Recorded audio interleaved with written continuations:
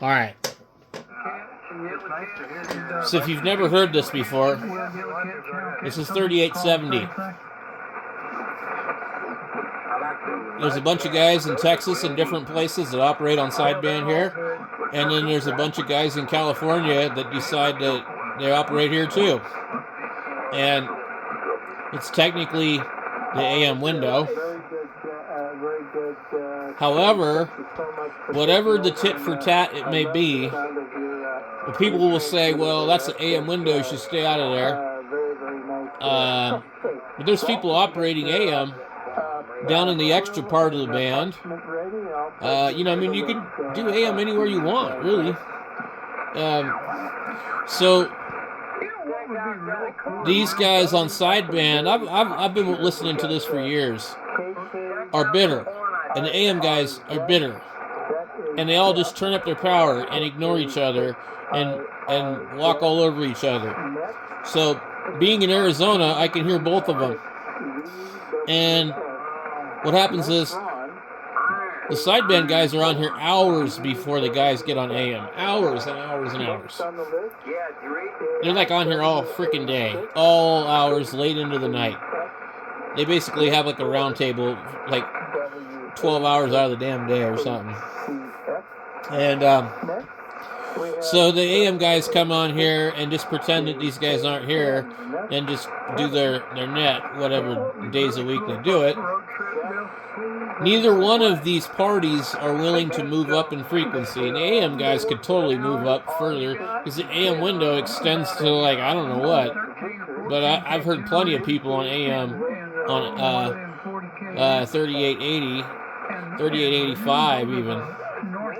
So, and there's nothing stopping them from doing an AMI net on the extra part of the band where a lot of guys do AM. But you could do it anywhere they want. But they've decided that we own the band. And the other guys have decided we own the band too.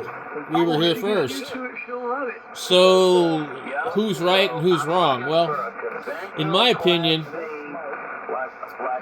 if the sideband guys are there first, then the other guys are wrong.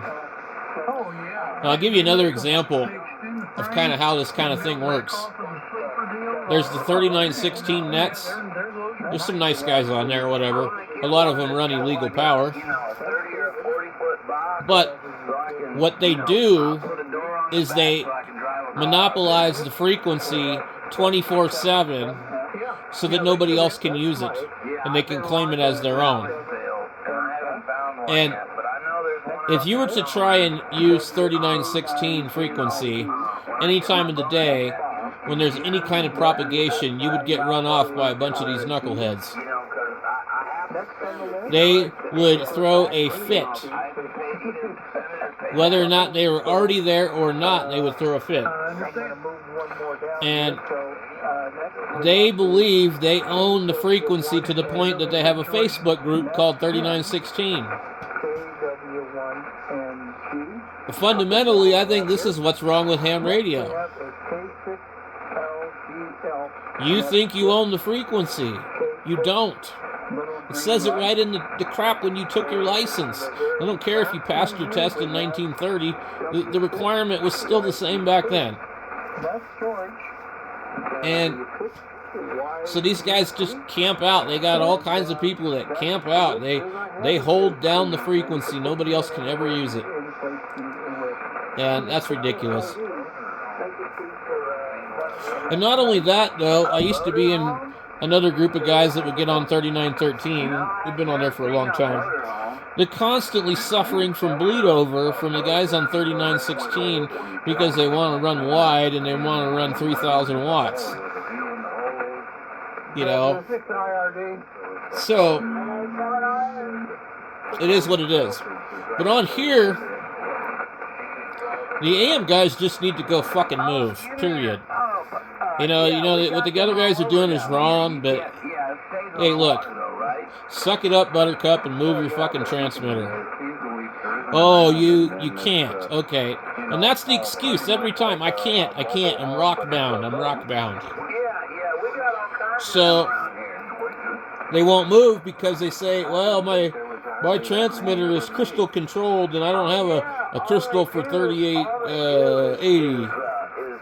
So there's the argument, there's the problem. A bunch of excuses, and everybody's got one. So out here in this area, the bands aren't really that crowded like they are on the East Coast, and that's what's kind of ridiculous. This is not a matter of the band going long or short. Like, we're talking about stations in Texas, and if you can't hear a station in Texas and California, you've got a broken antenna. So it doesn't have anything to do with that.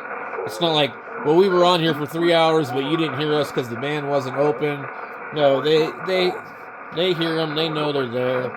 And most of these guys are listening on the web SDR, and so they definitely hear them. And it's sad. It's like a pissing contest. And in my opinion, it's doing ham radio absolutely no favor. It's killing the hobby. Because new people, they get on here and they hear this crap just like they hear some of these other famous frequencies that have drama. And they're like, wow, this is too much for me. And they just go and do something else and find a different hobby. Anyway, that's my rant for the day.